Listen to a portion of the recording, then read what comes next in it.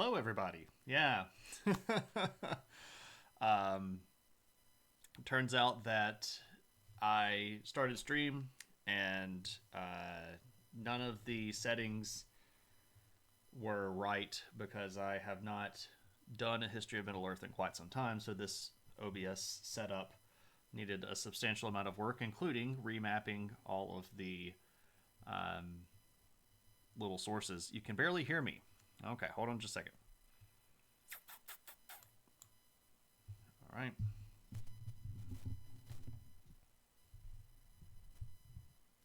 How about that? Is that any better?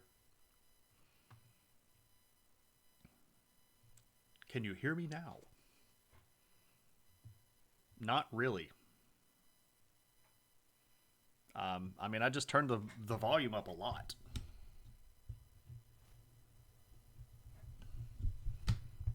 How about now? Is that better?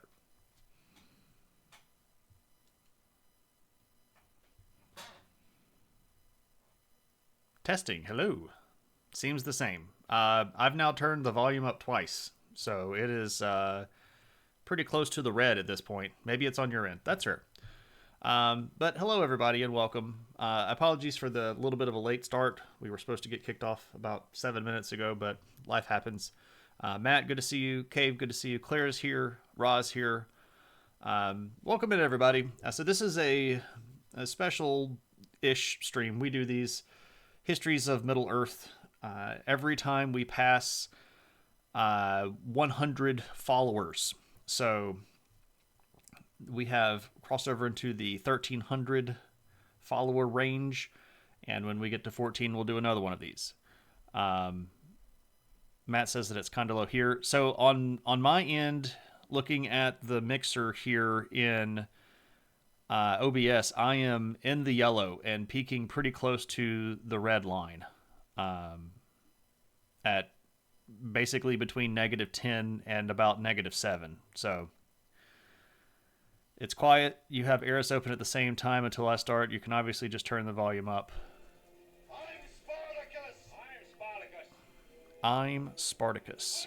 I'm Spartacus. Claire, thank you so much for being Spartacus. And I bet that you probably couldn't hear those alerts either, could you? Or the alerts were probably super low.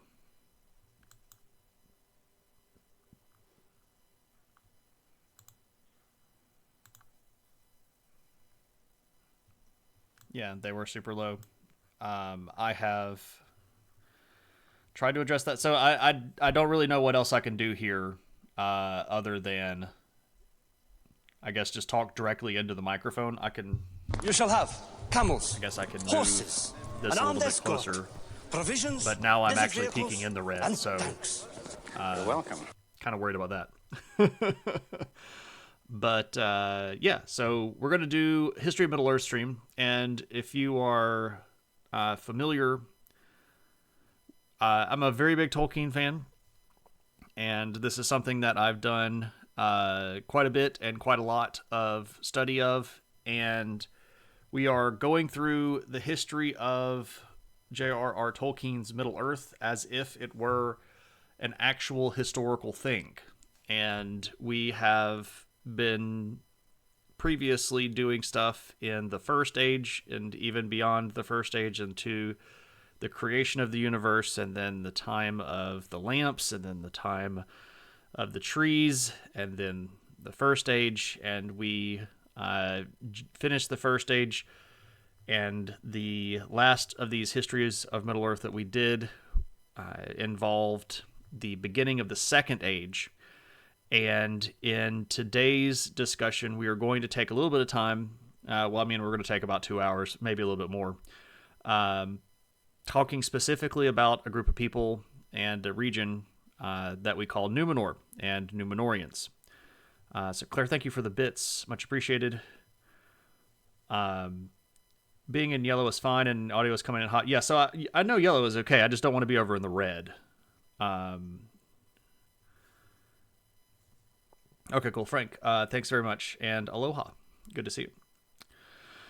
So, yeah, the Second Age is one of the least discussed and least understood time periods in Middle-earth.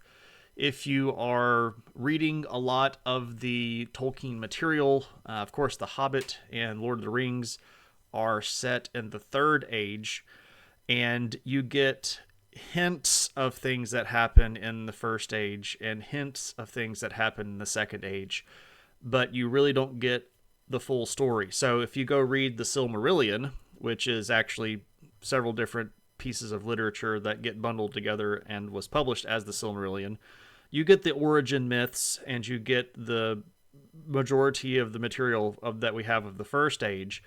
But then you get this little sort of appendix almost called the Akalabeth, which describes a brief overview of the Second Age.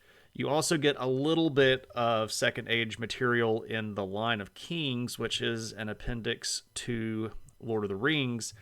But in general, we don't really get a lot more information about the Second Age in published work that is in sort of narrative form. But there's a lot of information out there, and a great deal of the material that we are going to be covering about the Second Age is not found in the Silmarillion and is not found in the Lord of the Rings or the Hobbit. It's found in this big collected volume of works called The Histories of Middle-earth, and they are a set of books that I've coveted for quite some time. I don't have physical copies of them. I have digital copies of them. As a multi-volume, so it's like 12 or 13 volumes, depending on whether or not you're going to count the index. It's a lot of stuff, and obviously that's going to cost quite a bit of money. But recently, in the last few years, this book has been published and released, which I want to sort of let people know about, because a lot of people don't know that more Tolkien stuff is being released even after his son Christopher passed away. So this is a book that's come out recently, and it's called The Fall of Numenor, and it is edited by Brian Sibley, who is one of the most well-respected Tolkien scholars of basically the modern age. And The Fall of Numenor is not just the description of the end of Numenor, but it's actually a collection of just about all of the material that we have of Second Age source material. So it's a really good, handy book to have if you're interested in Tolkien stuff, and especially if you can't afford the gigantic multi-volume work that usually runs somewhere between $150 and $220. I think maybe a few of the viewers have snagged those at discounts at maybe off of Amazon for something like during a Christmas sale for reasonable amounts of money. But it's an expensive set of books. But this guy right here, Fall of Numenor, is much more affordable. I got this one on sale for I think $17 or something like that. So it's a good buy, and it has a lot of information that if you have not read anything about the Second Age will be illuminating and very, very beneficial for your further Tolkien study. What's up, Silver?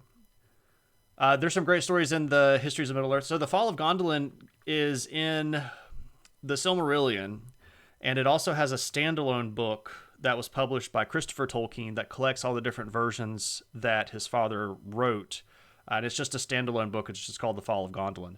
But there is more information about that in the Histories of Middle-earth for sure. You're working on collecting the Alan Lee editions. Yeah, so this has illustrations by Alan Lee in the book itself, and his pencil sketches are just spectacular.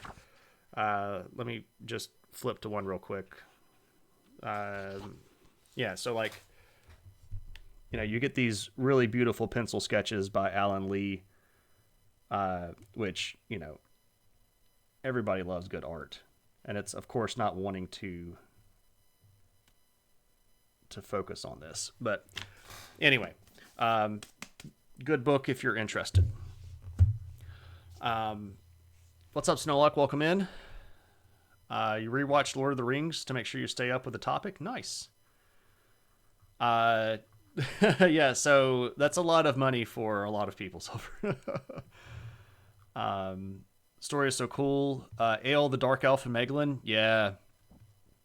And the sword that they make out of basically meteorite iron.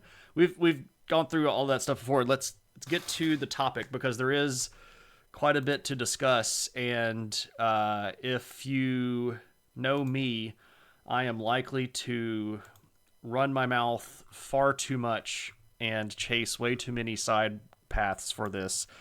And it has been what I would say is a very long day. We'll just put it mildly in that way. And I don't necessarily want to be streaming when it's 10 o'clock. I have not played any of the Lord of the Rings role-playing games. It's not for lack of interest. It's always for lack of time. I have several of the rule books for Lord of the Rings games, but I've never played any of the RPGs or the tabletop RPGs. Cave Geek has invited me multiple times to play it and make campaigns with him, and I have prepared making campaigns several times and never actually followed through with actually doing it because of lack of time, right? So here we go. So let's start off at a fair question, right? And that fair question is, who are these people that we call the Numenoreans? If you've read The Lord of the Rings, you'll know that Aragorn is a descendant of the Numenoreans and that the Kingdom of Gondor is a remnant of an old Numenorian kingdom in Middle-earth. And a lot of the really cool stuff that we get to see architectural-wise came from Numenoreans, like the Palantirs, we can argue about whether or not Fëanor made the Palantirs, but they were gifts to the Numenoreans that brought them to Middle-earth. I'm Spartacus! I'm Spartacus! Stuff. I'm Spartacus! I'm Spartacus! I'm Kyle, Spartacus! thank you. I'm for- Spartacus! I'm Spartacus! I'm Spartacus! Frodo lives. Frodo does live. Indeed. Thank you, Kyle. Much appreciated.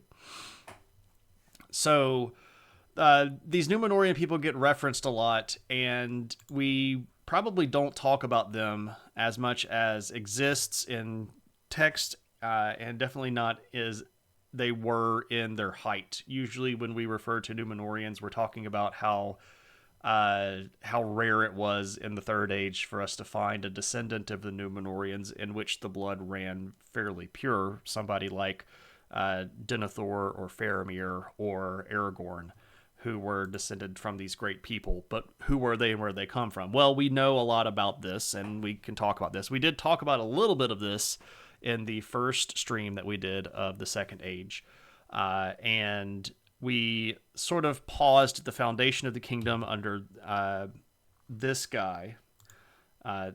This guy is... this is a depiction of the first king of the Numenoreans, who's Elrond's brother. This guy's name is Elros, and he is going to go by the throne name of Tar Miniatur. So this is the first king of Numenor, and he lives for a really long time. And this is going to be kind of a hallmark of the Numenoreans, but we can sort of assume that everything that we're going to talk about tonight happens fairly early on in his rule. We're not going to do an overwhelmingly large amount of historical progression tonight. We're just going to try to lay the groundwork of who these people are so that when we tell all of their stories for the next 4 to 5, maybe 6 streams, we're going to have a basis to understand why they do what they do and how they're able to do what they do in light of their interactions with other species and other men. So these are men, and if we look at the physical characteristics of Numenoreans, we're going to be able to distinguish them from men that are in proper Middle-earth very, very quickly. Most notably, they're very tall. And this is something that we get from Lord of the Rings, if we hear Aragorn being described, he's described as very tall. But the average Numenorian was over 6 foot tall. And this is including men and women. And tall Numenorians got up to pretty close to 8 feet tall. So this is based on a little bit of calculation of what they would say. They don't have meters or yards. They have a particular unit of measure that's just called a stride. They have a word for it. But this is based on actual math that we get from Tolkien.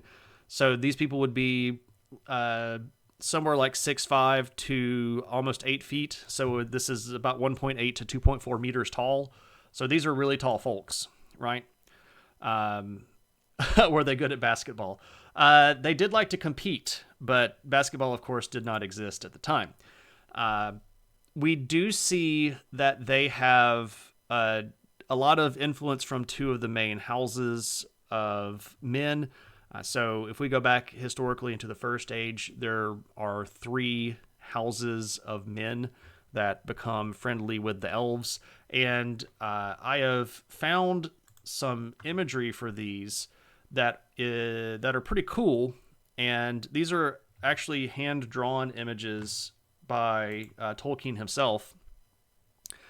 So this is the heraldic device of the House of Hador. And most of the Numenoreans were from the House of Hador. And this is going to affect them mostly in the way that they look, specifically with stuff like their eye color and their hair color. The House of Hador is noted for having golden hair. And you might even hear Hador referred to as golden hair or golden head. And they typically have light-colored eyes, blue being a pretty particular color that's very common among the House of Hador. And you see a lot of the Numenoreans being from the House of Hador. That's partially because they were one of the largest houses in the First Age, and they were, in many ways, the closest houses to the elves, which means that they're going to be among the ones that are honored the most after the big wars that end the First Age. And of course, we're talking about Numenor, which was an island given to these faithful men for participating in the war. Are you not entertained? Or being raided. Is this not why you are here? Welcome in, Aristotle and friends.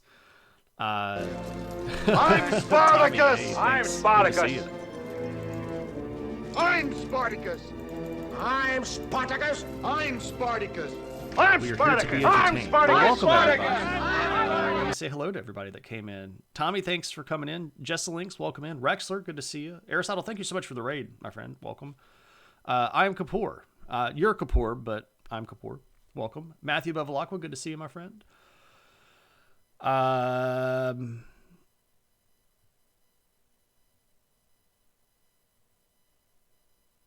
Oh man, that's so many words. I'm just going to call you the dead. We come in peace. Welcome. Kevin, Inspector Diameter, welcome. Noger, good to see you. Cryonics, welcome in.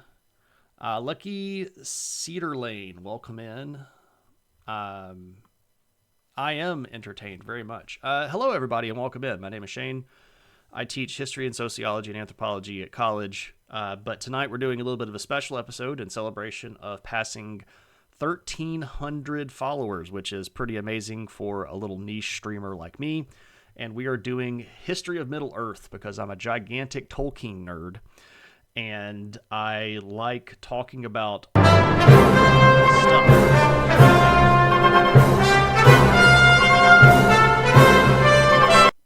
Thank you for pushing that a little bit further past 1,300. But yeah, we're talking about History of Middle-earth, which is one of my favorite things to talk about. I'm, again, very big fan of Tolkien. I've studied him a lot academically, written some stuff about him, done some public lecture series stuff about him, and we do History of Middle-earth here as a celebration for follower goals. So we're talking tonight about the Numenoreans.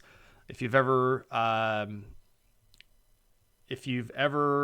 read Lord of the Rings and you know Aragorn, or if you've ever watched Lord of the Rings and you know that Aragorn and he's kin to these ancient people that are kind of like demigod men, that's the people that we're talking about, because they're super cool. And we are spending most of the stream tonight talking about where these people come from and what distinguishes them from other men and why they are as cool as they are and how they're as cool as they are. Because we don't hear a lot about Numenorian culture. We just hear that they were great people from across the sea before the changing of the world, right? Which is very vague, and there's so much more to learn about them. So there we go. Zach, what's up? Thoughts on socialism? Something for a history of history stream, not necessarily a history of Middle Earth stream. What's up, Tuna? Good to see you. Evo, good to see you. Welcome in.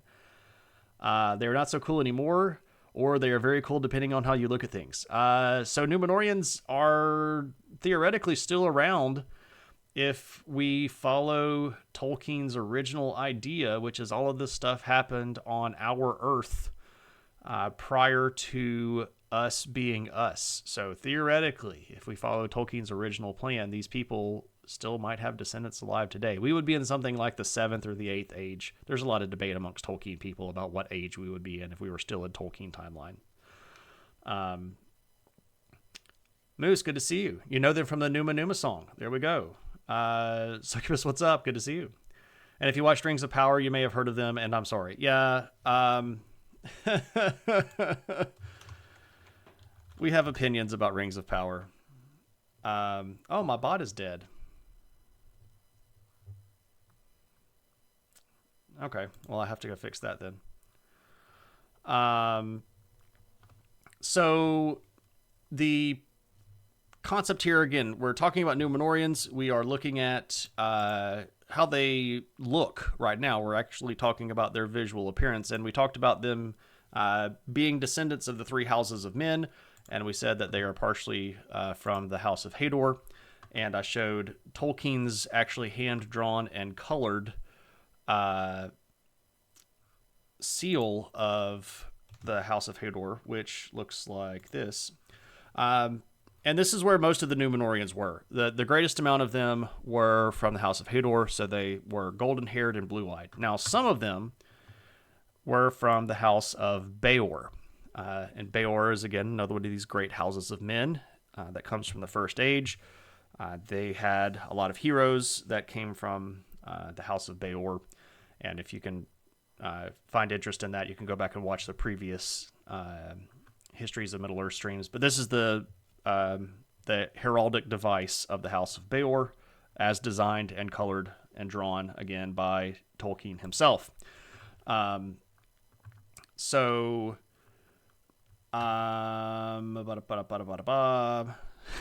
was Aragorn's tax policy?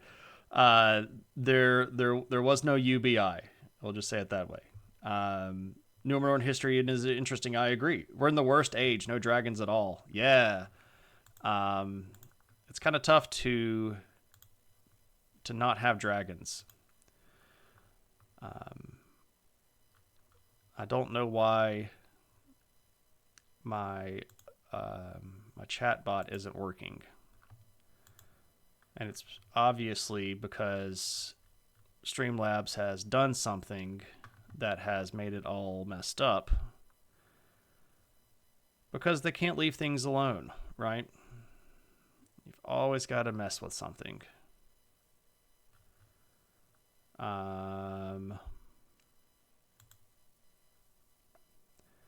Anyway, I guess we'll just leave it where it is, and I'll fix it sometimes later. I don't really feel like poking around forever just to get some alerts to work. So, wingless or otherwise correct, you couldn't be alive for, imagine being alive for 400 years. Yeah, so some of them lasted till 500 years. Numenorean analysis. What's up, Cliff? Good to see you. Do I think there are mermaids? There are not mermaids, Jessalinks. It'd be nice if there were, because it would be cool for cryptids to exist, but I don't think mermaids are real. What did Morgoth think of Numenor? Morgoth didn't know Numenor existed. At the end of the First Age, Morgoth gets defeated by the collected might of the Valar and bound with a chain and thrown outside of the gates of night into the timeless beyond, where he will wait until the ending of the world, where he finally breaks out and comes back, and there's one more big fight, then he gets killed in that. But Morgoth completely misses the Second Age because he gets thrown into the dark place and can't see what's going on in Middle-earth after his exile. I mean, dinosaurs existed, but dragons with like flappy wings and fire breath didn't exist. So Numenor wasn't really a human kingdom in the First Age. No, Numenor didn't exist in the First Age. Numenor was a gift that was given to the men who had fought on the side of the good guys at the Wars of Wrath, which are these big catastrophic events that go on for years at the end of the First Age. And at the beginning of the Second Age, as a blessing for these men participating on the side of the Valar and elves, they raise an island out of the middle of the ocean. The island's name is Elena. And they move the Numenoreans there somewhere around 32 of the Second Age.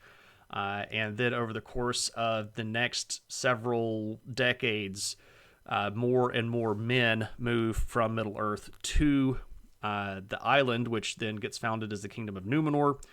And that's the people that we're talking about because they are directly blessed and taught by the gods and enriched by the gods and given a substantial amount of benefit, like being very tall. The House of Beor, kind of getting back on track here. So again, House of Hador, House of Beor. Beor is going to be a little bit different. If you're from Beor's house, you're probably going to have darker hair and gray eyes. This is something that Aragorn ends up with, if you're keeping up. There is a third house of men, which is the House of Haleth. And here is their image, or their heraldic symbol. The House of Haleth is not ever really the most populous house of men. They were always the smallest group, and it does not seem that many of them end up getting to Numenor. The House of Haleth tended to be smaller and shorter than the Numenoreans. Some people associate the various sort of wood men with the House of Haleth. Some people want to say that the Druidon, the people that are the Pukel men, if you know about this from Lord of the Rings, are descendants of the House of Haleth because they live in the woods and they're very isolated and stuff like that. So you can say kind of whatever you want to here. I don't know if we can say one way or the other, but we do know that not a lot of the House of Haleth ends up coming to Numenor. The nameless things probably hung out in the dark place. Yeah, well, I mean, the nameless things that gnaw at the earth, if we're referring to those, Gandalf is talking to the three hunters, Aragorn and Legolas and Gimli, and says that there are nameless things that gnaw at the earth that not even Sauron knows about. I don't think that those would be in the dark place because they are still part of Middle-earth, even though they are very deep in the ground and don't have any really interaction with what's going on above them. That's okay if you don't know very much. That's fine. That's why I'm here, because I do know all of it, and I'm, again, a giant nerd. So happy to cover ground if we need to. Were any Proto-Numenorians left behind on their ancestral lands? If so, who did they turn into? So not all men left Middle-earth.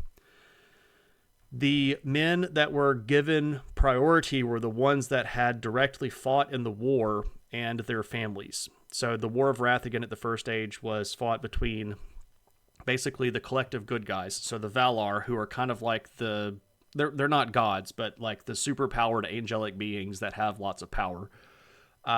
They're sub-gods, kind of like sub-angels, who are the Maiar.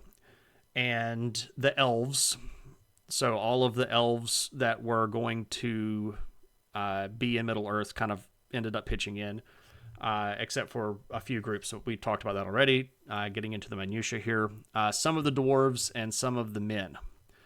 Not all men fought with the good guys. Some men fought with Morgoth. and on the side of the bad guys. So with Sauron and the Balrogs and the dragons, because he had found kind of his own houses of men in the furthest parts of the eastern realms of Middle-earth that had not crossed over into the region of Beleriand, which is where elves and men were living together.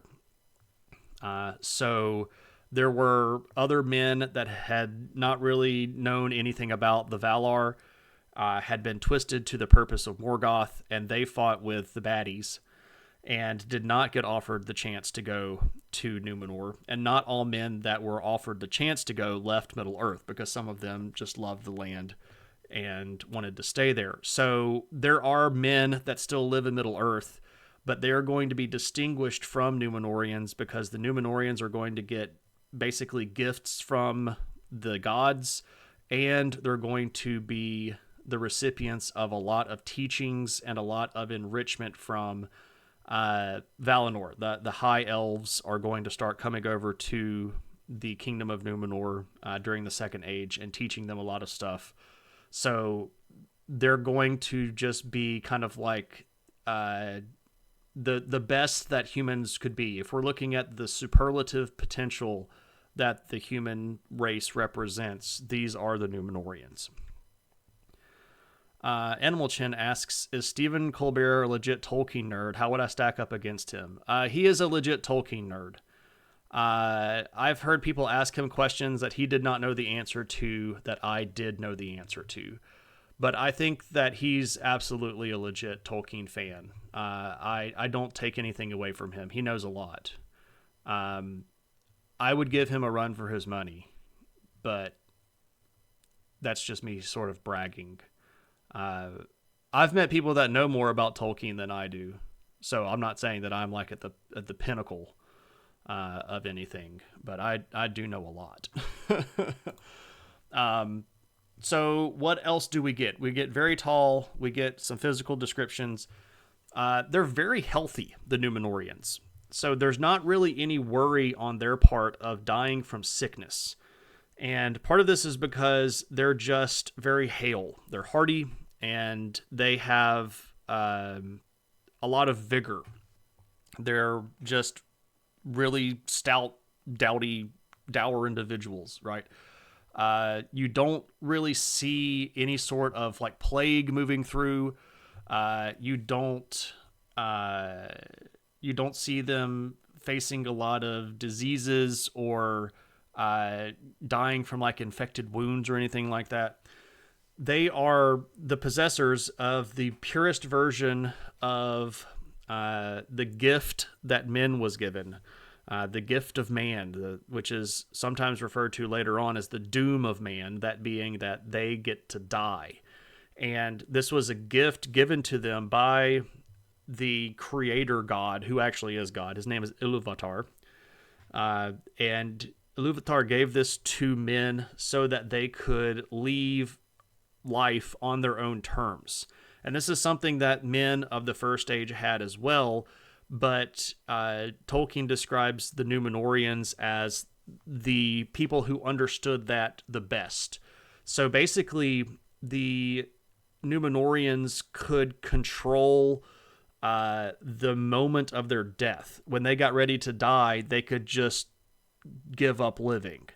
And the Numenoreans would, in the early parts of Numenor, would do this when they felt old age coming on. So we'll talk about the lifespan here in a little bit, but they were aware when they were getting close to the end of their natural lives, and most of them would just go, okay, it's time for me to go.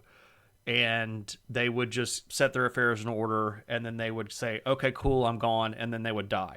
And this was not seen as a negative thing. This was seen as a gift because Iluvatar had given this to men as the way out, whereas elves were immortal and had to live on forever, and they might have, sorrow that they carry for eternity, or they might have, sadness or some sort of loss that they felt for eternity. Men got to go. They got to end. The beauty of man was that they were able to end, and that reflected on the fact that they were given this great long life and their years were extended. So they were just ready to go, and when they went, they went. He didn't know where the Entmoot was. Yeah, Durndingle is the name of the place where Entmoot was. And it's completely fair to have an inherent distrust of late night hosts. That's pretty fair.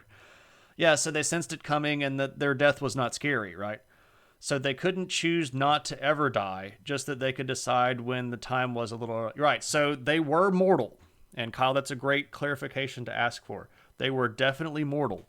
And at the end of the passages in the Silmarillion where we're talking about what happens to the men, it's directly stated that it was not the power of the Valar to deny men death. So we can interpret from this, or maybe infer from this, that it was even something considered, like, should we allow these people to live forever because they have done such great work for us? But it was not within their power to deny death to men.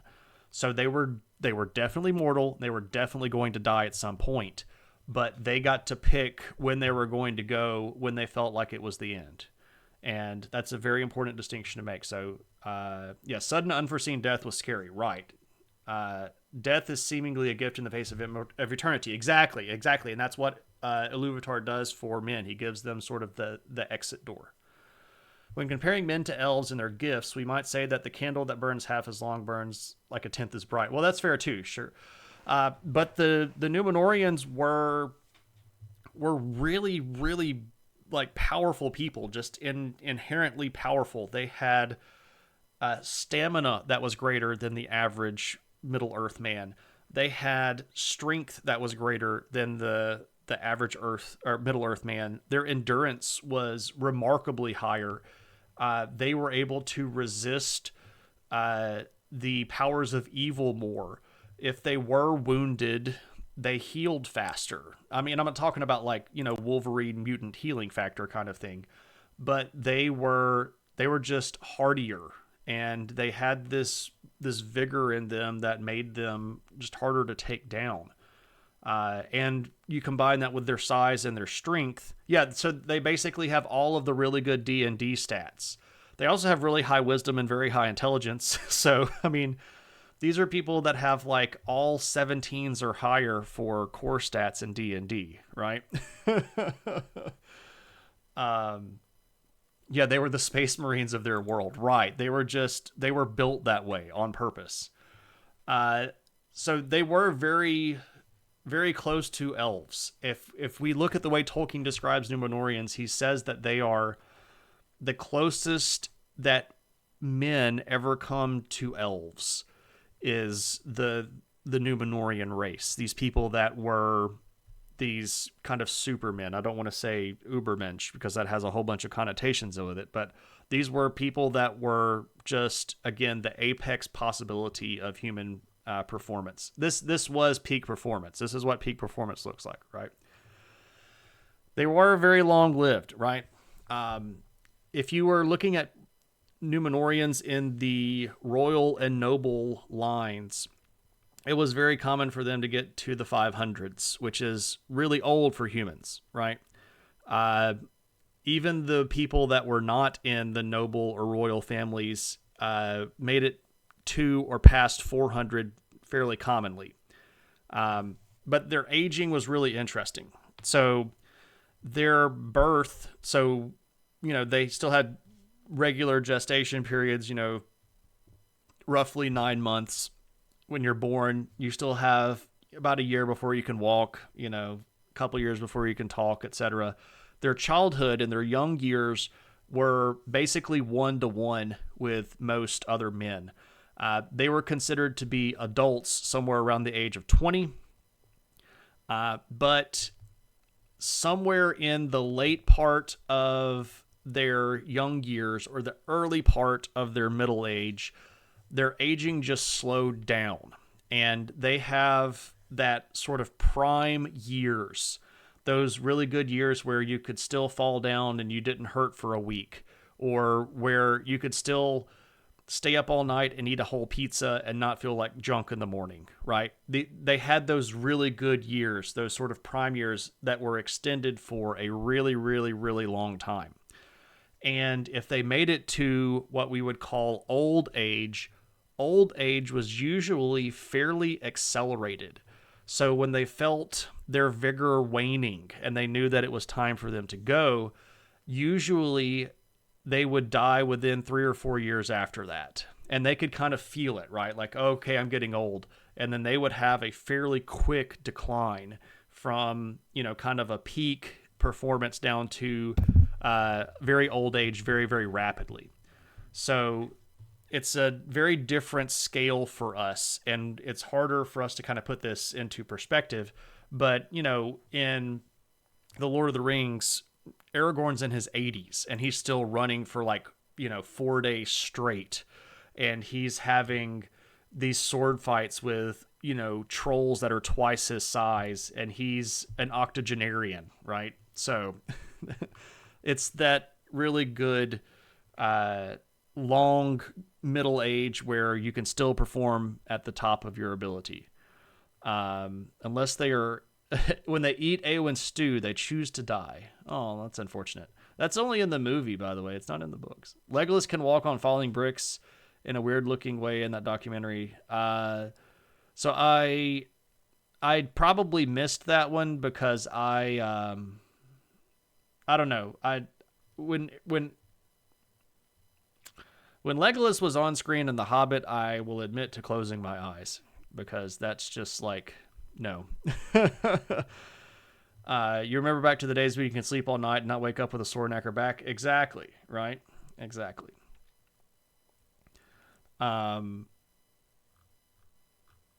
So now I'm confused. Do deadly wounds or deadly accidents exist for elves and Numenoreans? They do, but it's very difficult to kill them.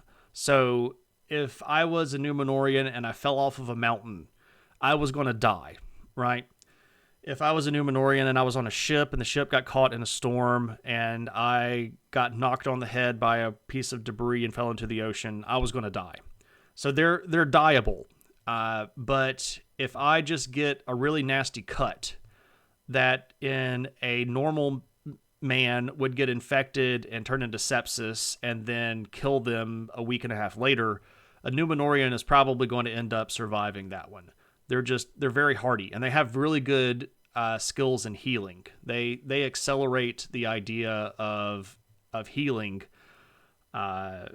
really, really well. It's one of the crafts that they highly value. Now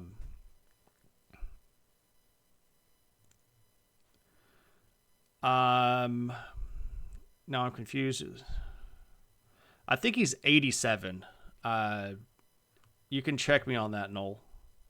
How old did Aragorn get? I can't remember. I know. It seems like I should know the answer to all of these. I think he got into his 340s, but again, I'm not 100% sure. You're welcome to check me on that, Kyle. Or like the French call it, 420s and 7. Yeah. If I was a Numenorian and fell down the stairs, I would survive. That is correct. When Legolas took down the Mumak, it looked pretty bad in CG. That's true. That's true. They are Klingons, hard to kill and good at war. That's true.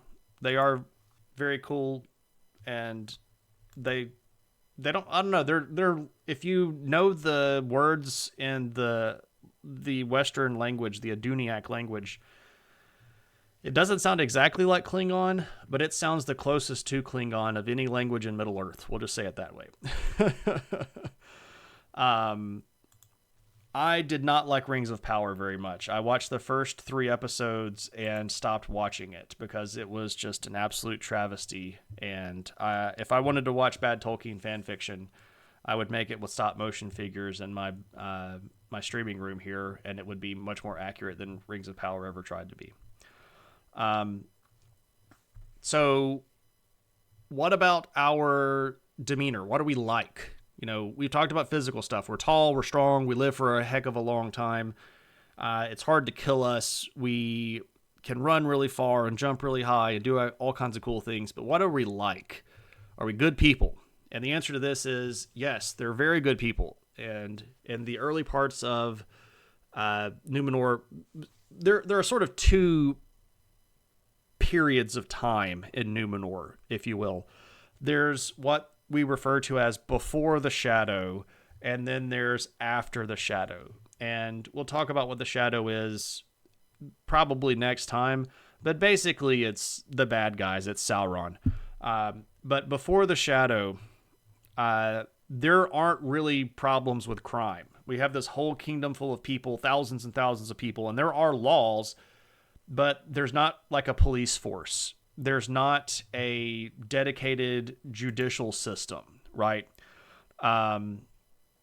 The laws are just there to be guidelines, and everybody just follows them because they're just good people. 210. His son is an interesting character indeed.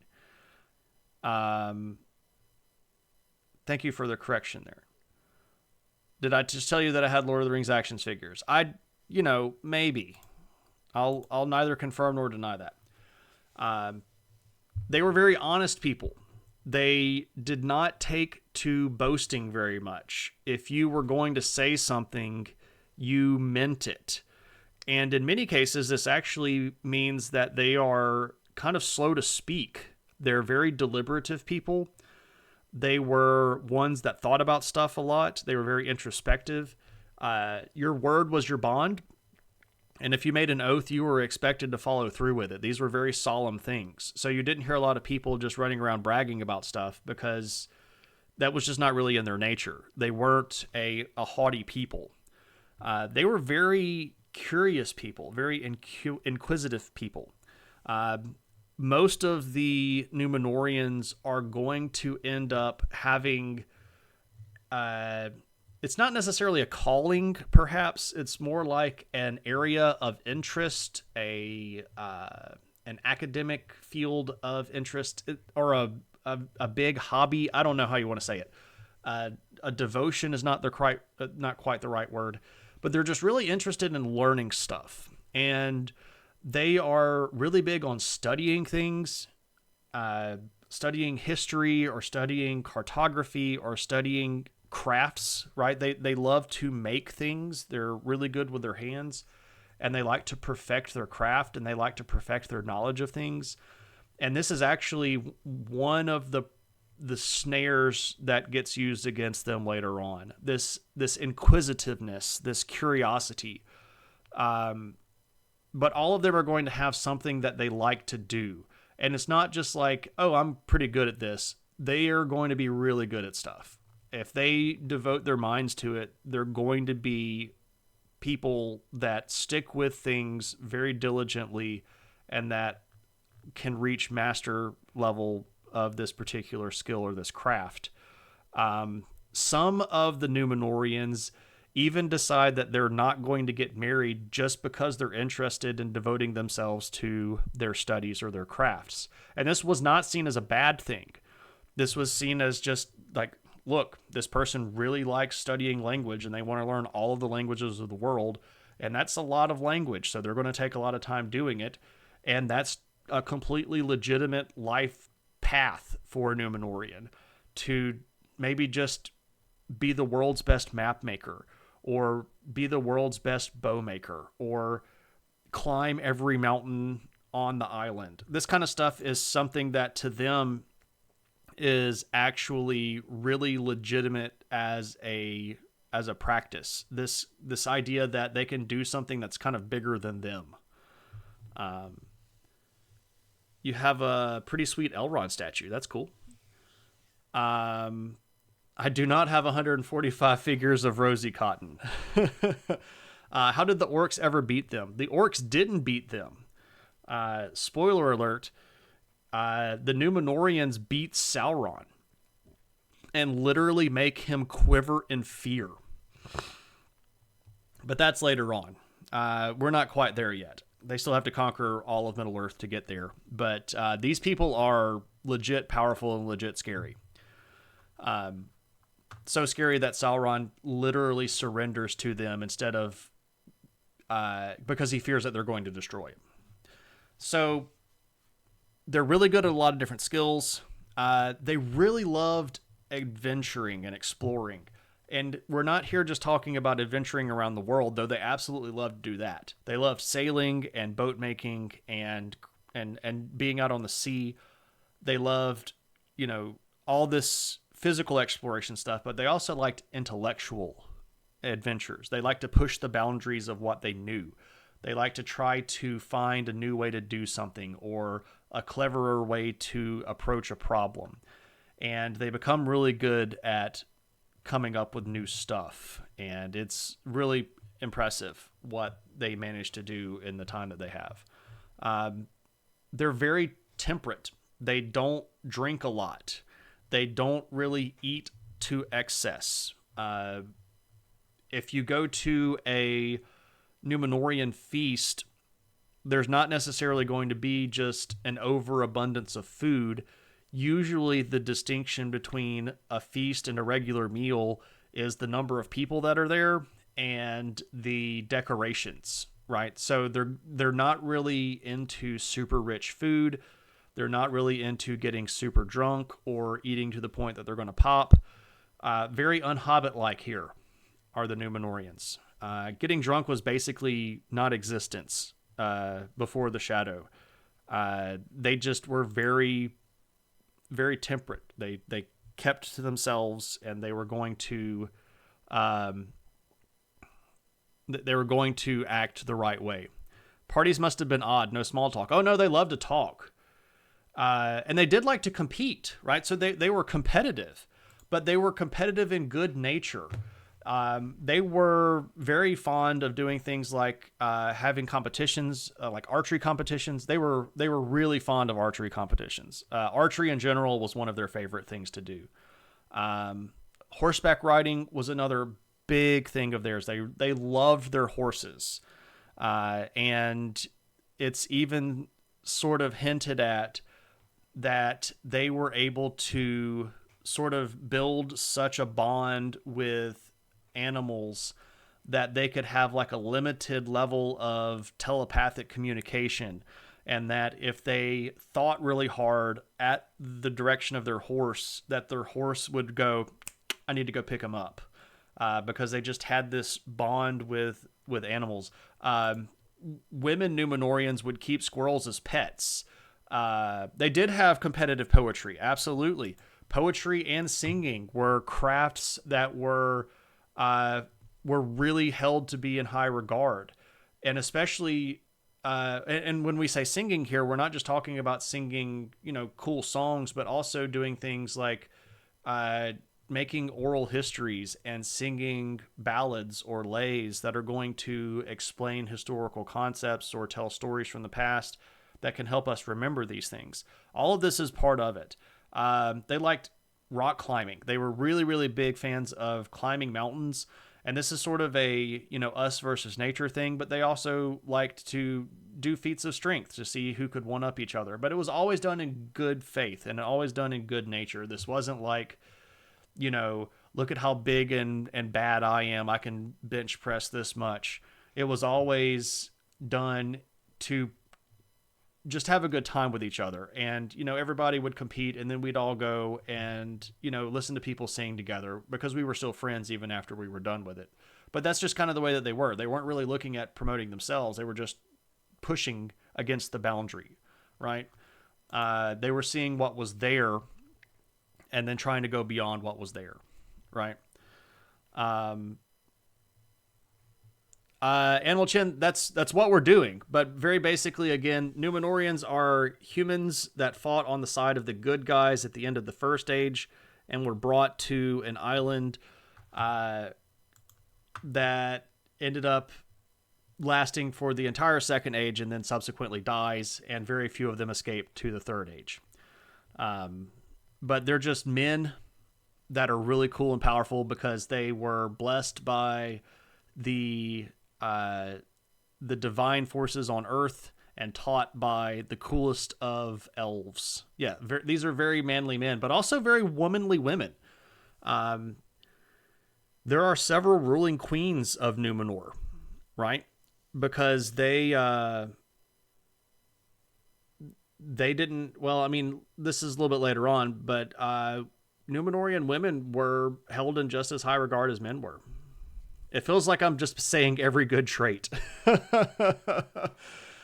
talk about the Black Numenoreans and who they are. A little bit of a preface: not all of the Numenoreans stay faithful to the good god. Some of them get seduced and tempted into service of Sauron and end up being baddies. There is a thought, and it's hinted at in Lord of the Rings, that the mouth of Sauron could be a Black Numenorian because of his unique status as a human in the high-ranking echelons of Mordor. But that's significantly later on from where we are. It would be probably almost 1,000 years before any of those could potentially exist, from the beginning of the Second Age to where the earliest Black Numenoreans may have first come into existence. But it's probably closer to 2,000 years when we could really put like a pin in where they were. Do I know about the history and literature that Tolkien drew from? I do. I have done an entire public lecture series on Tolkien's influence, and I have those VODs on my VOD channel. I need to move those over to YouTube. But Annalchin, if you find me on Discord, oh yeah, my bot doesn't work. If you find me on Discord and ping me and let me know, I will dig out all the VOD links for you. Or if you want to go digging through the VOD page, you can absolutely find the stream set is called There, or How He Got There and Back Again, which is obviously a pretty good reference, I thought. But I talk in 4 lectures that are each about 2 hours long of all of the locations where Tolkien drew influence for all of his writing, going all the way through his entire life and all the way through the entire corpus of Middle-earth writing. And not just Middle-earth writing, but also a lot of his other stuff that he did that had nothing to do with Middle-earth, because he wrote a lot of other things as well. Did these early Numenorians have good relationships with regular humans, elves, and dwarves? Regular humans, not initially, because the Numenorians that came over early on didn't really travel back to Middle-earth. It's not really until the latter part of the first millennium of the Second Age. So we're talking here like the 700s, 800s, before Numenorians start going back over to Middle-earth. So they're really fairly isolated here. Now, they do start contacting elves, but they're going back to Middle-earth, specifically go to the parts of Middle-earth where the elves are. So like Lindon, right? The Grey Havens. They go back there a little bit earlier on, and they're visited by elves from Valinor. So they have fairly good connections with the elves. They don't have any connections with the dwarves, as far as I know, until much later on in Middle-earth history. And that's mostly because the vast majority of dwarves during the early part of the Second Age are going to move inland from the remains of the Blue Mountain chain, which is only partially existent after the War of Wrath, move over to Khazad-dûm. So that's pretty far away from the coastline, and not very many dwarves get all the way out to the western coast of Middle-earth. But a fair question. What's up, Chris? Good to see you. Where on earth Numenor is. That's fair. It's okay. It's not there anymore. So even if it was us, it wouldn't be there anymore. Enel Chen, there's the link if you want to join the Discord. You can send me a link and just say, hey, send me those Tolkien lectures. And I need to go ahead and move them over to YouTube. I've been very lazy about moving stuff to YouTube lately. I do have a YouTube channel, and I am moving my VODs over there. I do have all of the existing History of Middle-earth streams on the YouTube channel. So if you want to go back and catch the histories of Middle-earth 1 through 12, you can see those on YouTube right now. You could probably hang around here and watch this, but this is live. You can ask questions. But that is available for you. All right, so what about marriage? Obviously, I just said that not every Numenorian ends up getting married, and they don't. The number that didn't get married is fairly small, but it wasn't a social bad thing, right? There was no inherent exception that you were going to get married, or expectation, rather. So women are going to marry a little bit younger, but they marry sometime between the age of 20, where they sort of come of age. You could not get married before you were an adult. That was just absolutely forbidden. And you were an adult somewhere 18, 19, 20. And for a woman, the latest that you might get married is about 95. But most women are going to get married somewhere around 40 to 45. And we go, well, holy crap, that's very old. But let's remember that these people are living 400-something years. And to them, 40 or 45 is like late 20s, right? So this is not that big of a deal for them. Did the Numenoreans appear in Peter Jackson's films? In the way that they show up as Aragorn and his ranger friends, and Faramir and Denethor being descendants of the Numenoreans. Yes, but they did not show up. Like, there was no scene where you saw Numenor. There was the scene at the beginning of a Fellowship of the Ring where you see the last alliance. The last alliance is between men and elves to fight Sauron, where the ring gets chopped off of Sauron's finger. The men in that were Numenoreans. Isildur and Elendil, right. So those were Numenoreans. But not like, you don't ever see the island of Elena or the kingdom of Numenor. You see some of the stuff that they made, but not them particularly. So men got married a little bit later, somewhere between 45 and topping out around 120. It was very common for men to get married in their 90s. And one of the reasons why there's such a big difference between men and women is that men tended to have a little bit more of the wanderlust, and they might go off to do some adventuring while they're still kind of first into adulthood. And they might also be learning a skill or a craft that they might use to, kind of live off of. So they're going to get married a little bit later. Now, what's really interesting is that this changes for the royal line. If you are a royal woman or part of the noble, royal family, you're probably going to get married a lot more in your 90s, which is significantly later than the average person. If you're a man in the royal line, you might end up getting married as late as 150. So much later in the span if you are in the noble family. You were not allowed divorce. Divorce was not a thing. You were just, again, this kind of goes back to your word is your bond and your oaths are meant to be kept. Divorce was not a thing. You didn't get a divorce, but if we go back to the stuff at the beginning of this discussion about their demeanor, these were good people. They weren't bad people. They weren't evil people.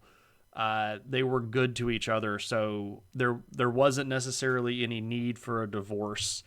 And even if you didn't have kids and you just wanted to sort of devote yourself to your craft or your study, that was perfectly okay. Not everybody had to have kids. But you were... you weren't allowed to marry again. Like you got married once, unless your spouse died. If something happened and your spouse died, you could remarry after that. But this is strict monogamy. and no divorce. So very what we might call conservative in that way. Did they only get one or two children like elves? We could talk about that in just a second. Numenorean in the movie, correct. So when you live 400 years, you really want to make sure that you get it right so that you can't divorce. Exactly, right? Glad they didn't marry 12-year-olds. Yeah, so no, that's absolutely forbidden. You had to be an adult. And you had to, like, everybody kind of knew what adulthood was. And it wasn't like marrying kids. So not all people had kids. A lot of people just got married and they were happy living with their spouse and were very fulfilled by that and did not feel sort of the expectation or the obligation to have kids. But if you were going to have kids, you're probably going to have kids from some point where you're adult. You might get married, pretty young. You might get married at 25 and you can start having kids right there. But most of the people were going to be done having kids by the time they're around 100. And you're not likely to have too many kids past 120. But what's interesting here is that they would take these really big gaps between having kids. They wouldn't like have 3 or 4 kids in 3 or 4 years. They would take these big gaps, and sometimes these gaps could be like 15 or 20 years between a kid, because you would have the kid and then you would have to raise the kid. And the way that Tolkien describes this is actually kind of fascinating, because he said that obviously raising the kid is going to divert your attention away from your hobbies and your crafts and your studies. So when you got done raising the kid, a lot of the couples were just like, okay, cool. Now the kid is an adult. We don't want to think about kids for 15 or 20 years. Let's go back and do our thing again.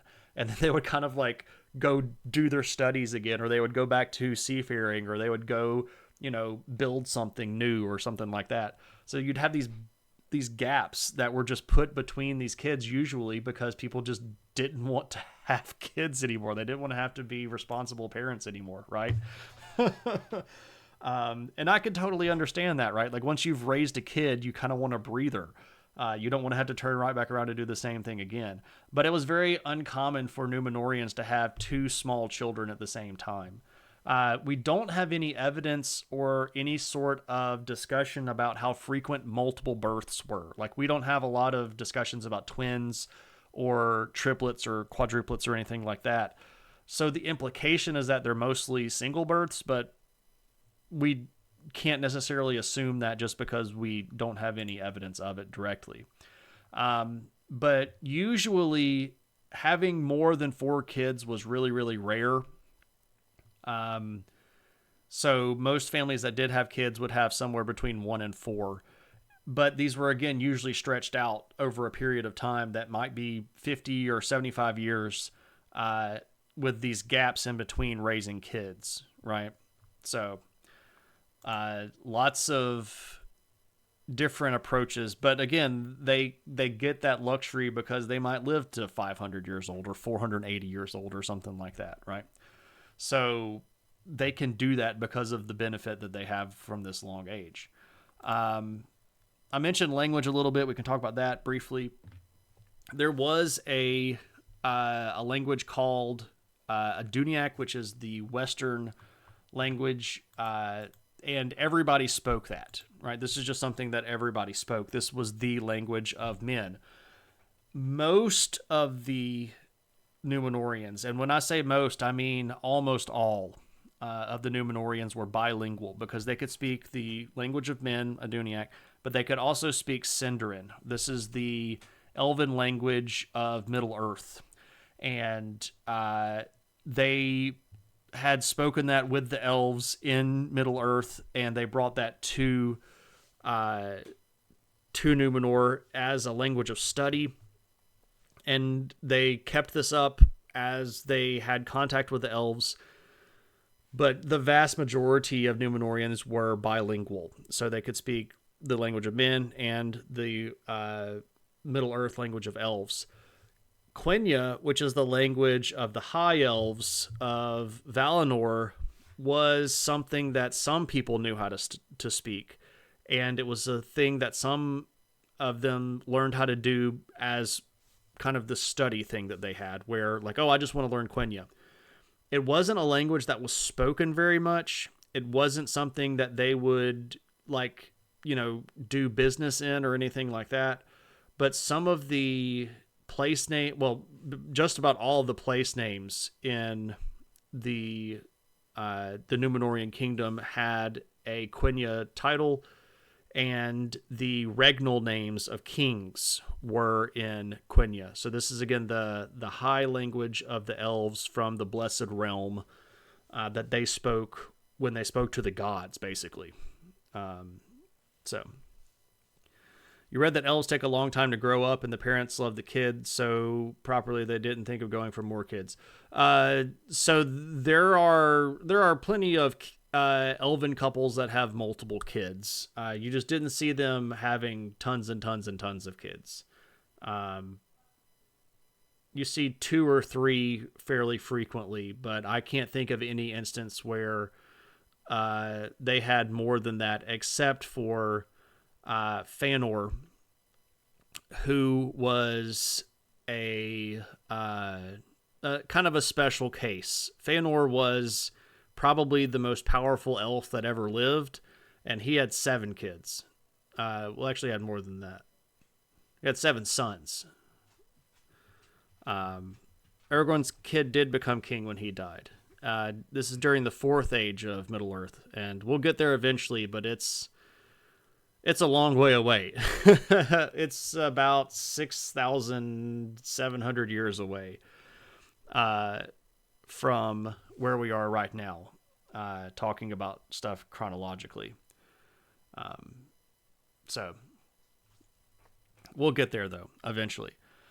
So most were bilingual, some were trilingual, some just learned all of the languages. So they might know Dwarven language, or they might know various other men languages, or, But most of them were bilingual. Some of them were trilingual. But that's the Numenoreans, and they're a pretty cool people.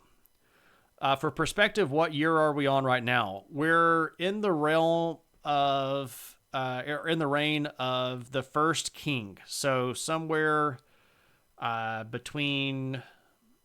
we could just say something like 50 Second Age. We're in that first century of Second Age. We're definitely before 500 Second Age. 500 Second Age is where the shadow falls, right? And we'll talk about that next stream. Could all Numenoreans see ghosts, or only the ghosts that died with unfulfilled oaths? They didn't really have a lot of superstition, and just to be perfectly clear, we don't have a ton of ghost stories in Tolkien, except for that the people that live in the mountain, the oath breakers that vowed to fight with the Numenoreans against Sauron and then betrayed their oaths.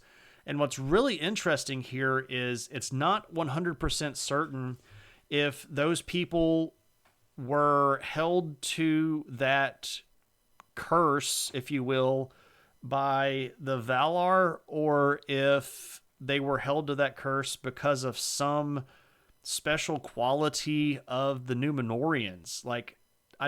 It's weird that we don't have this really clearly enumerated and sort of laid out, but Tolkien didn't explain everything all the time. He just explained most things most of the time. But it could be that the Numenorean will and desire for honesty and word equals bond puts some sort of actual quasi-magical curse on these people that did not allow them to die until they fulfilled their oath. And that would sort of make sense with how Tolkien describes the importance of oaths inside of the Numenorean culture. But we really don't know how that apparatus worked, because according to what we understand about human death is that when you die, your spirit goes to this location on an undisclosed location somewhere in the realm of the dead that's called the Halls of Mandos, where you get to sort of hang out until the end times when everybody gets to kind of come back out and have another go of things when we make everything right. So we don't know how those people get stuck that way because it doesn't follow the normal pattern. You'd argue that Aragorn could see them because of their curse linked them to his lineage. Yeah, I mean, that's true.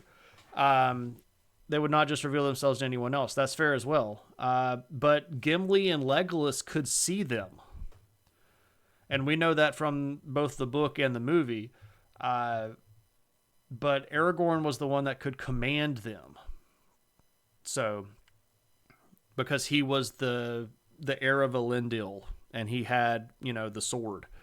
But yeah, I mean, so there's a portion of the book where Legolas and Gimli are kind of recounting the deeds of what happened after they go with Aragorn through the paths of the dead. And Gimli straight up says something like, I wasn't really sure if these wraiths were going to have a sword that would bite, but it was really freaky. Because they were there. And Gimli was scared, right? He's like, I never thought that I would be shown up by an elf and a man. Especially going underground, right? Because these are kind of like the dwarven realm as being underground. But, yeah. But before we go on, I do have this really cool picture that I found. Tolkien was quite active in drawing, and he did a whole bunch of stuff that has until very recently been hard to find. But there have been a couple of books of his drawings that have been published, and according to Tolkien, this is what a Numenorean helmet would look like. I guess it's supposed to be roughly stylistic of a dragon, but this is a Numenorean helmet. I thought that I would share this just because it looks really cool, and it's also something that Tolkien drew himself, and I like to remind everybody that he wasn't just a writer, he was also an artist. Should we be feeling that these tales of the Numenoreans being completely amazing are real within the world, or legends as they are told from the Third Age? Frank, that's a great question, and it brings up an interesting point. A lot of the histories, the actual books of history and the stories are going to be lost at the end of the Second Age because Numenor itself gets cast down into the ocean. And very few of the Numenoreans make it out alive. But it is notable and important to note that the Numenoreans that survived were the ones that remained faithful to Iluvatar and that kept to the old ways of the Numenoreans. And they were the ones that established a lot of the libraries and books and collections of knowledge that we have that last into the Third Age. So if somebody like Elendil or Anarion or Isildur wrote this stuff down, they were still the good Numenoreans. And it's worth trusting their word insofar as we could trust anybody's word, if that makes any sense, right? If we're looking at history as a profession, anytime a human being writes something down, it's going to have a bias in it. But if we're looking at the histories that we have of Numenor, if we're going to get a history from Numenor, the people that we would have received it from that would have lasted into the Third Age would be the most likely people to be telling the most accurate versions of history. If you follow that, Frank, if that makes any sense for you. But that's a great question. And it's worth pointing out that a lot of the knowledge of the Second Age gets lost when Numenor collapses and gets destroyed as punishment for them going bad. Until, well, it's not even the ring at that point. It's just Sauron being a jerk and seducing them to following the bad guy and getting them to turn against God. That's what ends up crashing Numenor. The rings are stuff that he's doing over in Middle Earth to mess around with the elves mostly, and the dwarves and the other men. Just as a random note, if you ever play the Warner Brothers the games. The first one is Shadow of War. Or no, the first one is Shadow of Mordor, and the second one is Shadow of War. In the Shadow of War game, you cannot take any of that as actual lore. It's really, really bad. Shadow of Mordor is also bad, but it's not nearly as bad. A lot of the stuff that happens in Shadow of War is so cringeworthy, I barely finished the game because it's bad fan fiction. Really, really, really bad fan fiction. The game is fun. Gameplay is fine. Plot, it sucks. All right, so that's the Numenoreans. Let's look at where they live. So what about Numenor itself? Well, we do have a map that we get from Tolkien.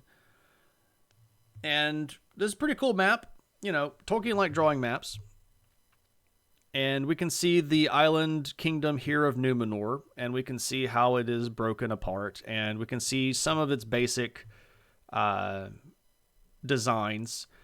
But for purposes of the stream here, I'd like to use this map. This map is an absolutely beautiful piece of art created by friend of the stream, Cave Geek.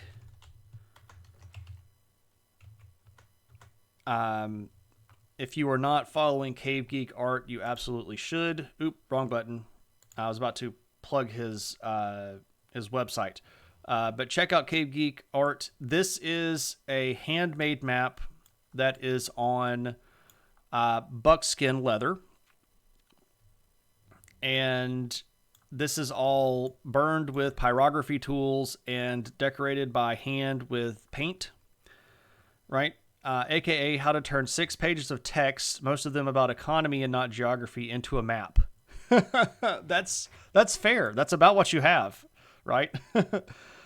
Thank you, Tuna, for sharing Cave Geek's art store. If you want a print of this, you can go to Cave Geek's shop, which is cavegeekart.com/shop, and you can buy a print of this map. And it is beautiful. I have a print of it myself. It's literally hanging on the wall right there. See?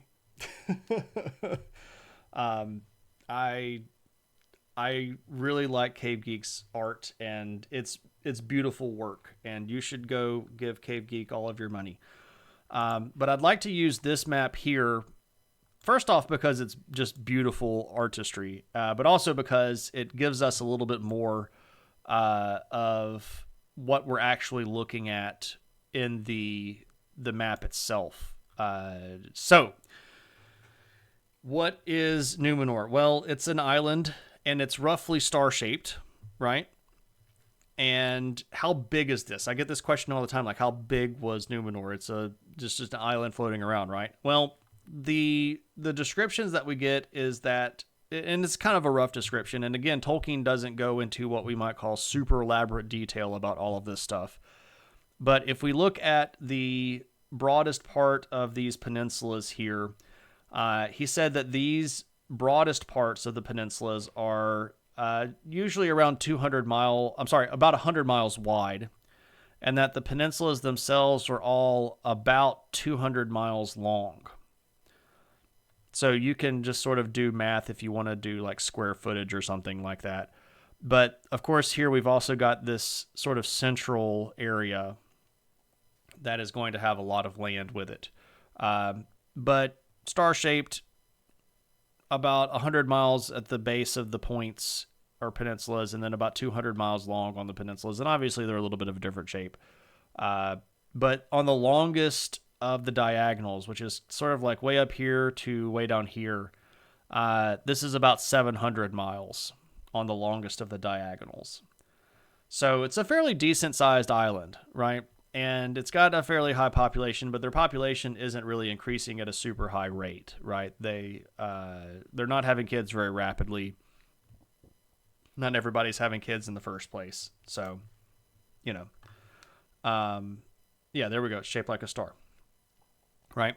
Okay, so let's look at some of these regions in specific, and we will talk about some of their important features and explain a little bit more about what's going on here.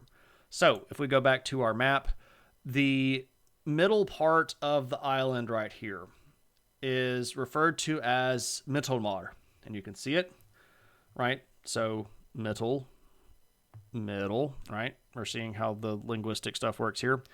Mittelmar is a big chunk of territory. It's probably the most populated territory, mostly because it has the capital city. The capital city, I have a picture of it here. This is a depiction of the capital city Armenelos by an artist named Damiani. The city was very big, had really cool buildings, was very beautiful, and described as sort of the apex of human creation on the planet, on Arda. But it is located here at the base of this big rock spire that sticks up in the middle. We referred to this quite a bit in the last stream, so I won't go through all of it. But this is called the Meneltarma, and it was about 3,000 foot tall. And this is where they did the religious ceremonies to worship God. You'd walk up the tower, and eagles would come down and watch you do the ceremony stuff. And the king was the only person that could speak up there. But on a good day, you could also see from the top of the Meneltarma the furthest easternmost part of Valinor. And again, Valinor is the territory that would be out to the west. So if we were to get in a boat and sail this direction west, we would end up at Valinor, where the elves and the gods lived. So as a benefit to the men who were so worthy, they gave them the ability to see the Blessed Realm. Now, they weren't supposed to go that way. There was this particular command called the Ban of the Valar that said that no man could sail west further than visual line of sight to the shores of Numenor. So they could not sail to the to the Blessed Realm, because the Blessed Realm is also called the Undying Lands. And of course, men were not designed to be eternal. And they couldn't go to the Blessed Realm, but they could see it, which is better than just about everybody else had it. So, I get what you're doing here with the no man thing, but no Numenorian. How about that? No Numenorian could sail further than they could see from the shores of Numenor. I appreciate the dig. That line is not in the books. We'll just say it that way. But here in Mittelmar, there are a couple of fairly interesting regions. The region right around the capital city, between the port here and the capital city, you can see it listed right here. This is Erendor, and this region was fairly densely populated, but was sort of just these really good rolling hills where a lot of people did a lot of farming. And over here, in this sort of region, the kind of south, I don't know what we want to call that, southwestern part of Mittelmar, you had a lot of shepherds and stuff that would be moving around flocks of sheep and goats and horses over here in these pasture lands out on the southwestern part of Mittelmar. So there's that. Now, if we go up here to the north, we can go to this part here, and we can see that this is Forostar. And this was the least populated of the peninsulas. It does have quite a bit of forested area. These are what we might call like hardwood forests, beeches and birches and elms, sort of rugged trees that would be growing on the sides of mountains and stuff like that. There are a lot of eagles in this area. Eagles are various sorts of eagles are always associated with Manwë, who was the Valar that was in charge of Middle Earth. He's kind of like the king of the Valar, and eagles were his messengers. And having eagles living in Numenor was a great boon, and it was a symbol of faith that linked them to the good deities and the good powers of Middle Earth and of Arda in general. So you could go mountain climbing up here, but you were not supposed to mess with the eagles. If you ran into eagles, you were just supposed to be very reverent and kind of just let them have their stay. If anybody saw the War of the Rohirrim movie, I appreciated that they brought eagles into it, but I did not appreciate the way that eagles were used. That mechanism in the movie would probably never have actually happened in Middle-earth. Numenor is about half the size of Greenland, possible to the top half if divided by a horizontal line. Yeah. Greenland is warped. Yeah, exactly. The Mercator projection of maps is pretty messed up when it comes to anything close to the poles. It exaggerates those shapes and sizes rather extensively so that the intersection between all lines of latitude and longitude are at right angles. But that takes a globe and flattens out the tops and the bottoms of it, so it's just not a good projection. Greenland is actually not nearly as big as it looks on most maps. But that was nothing to do with Middle Earth and just me having a cartography moment.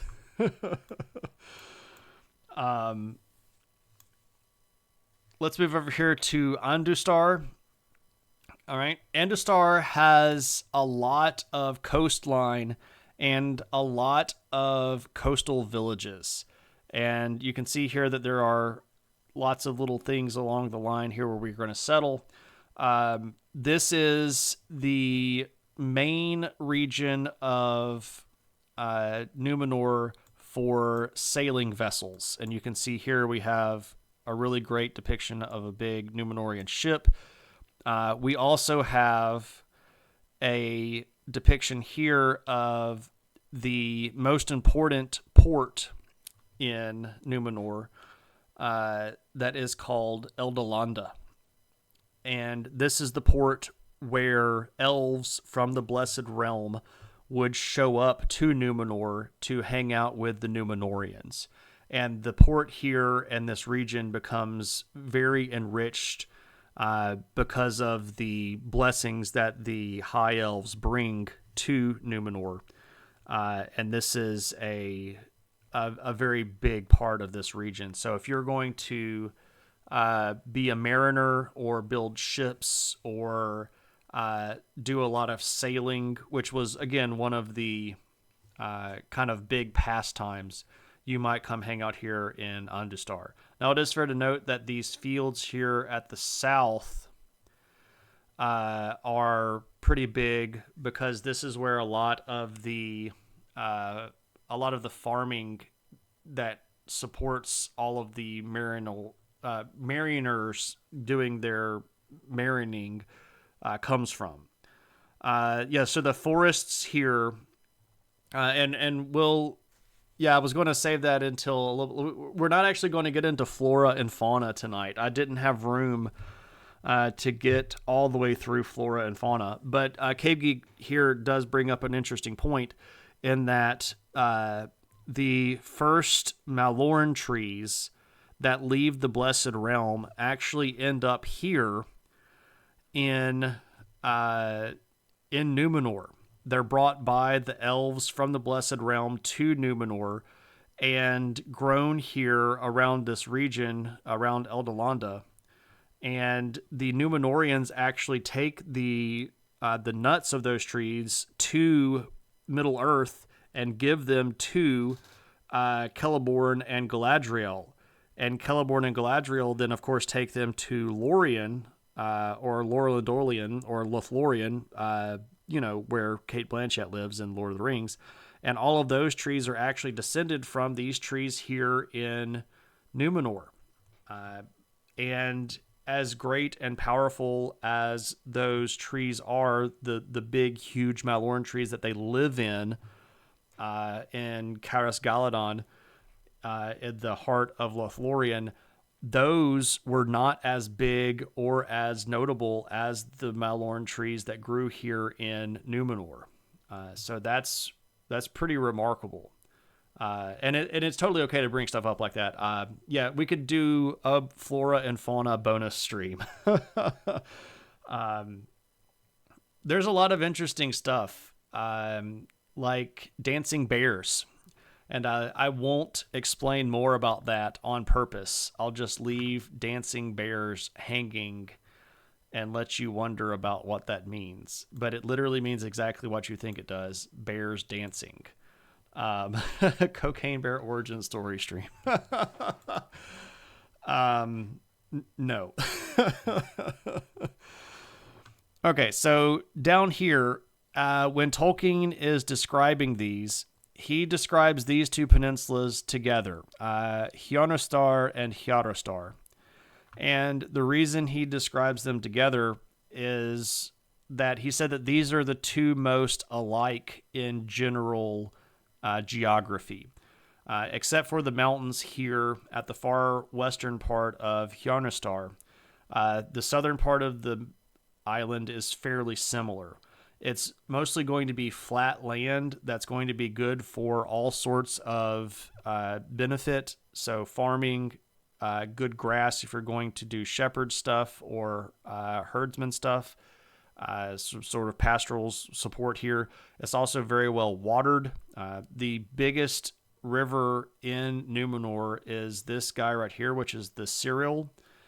And the river itself is good for navigation, and you can use it to get into the central part of Middlemar. But it's also one of the only places in Numenor where you're going to see a swamp.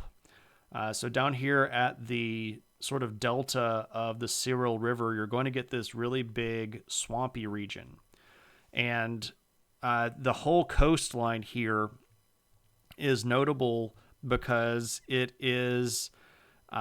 it's kind of like a tidal basin where we get reports that most of the fishermen in Middle-earth live down in the southern part.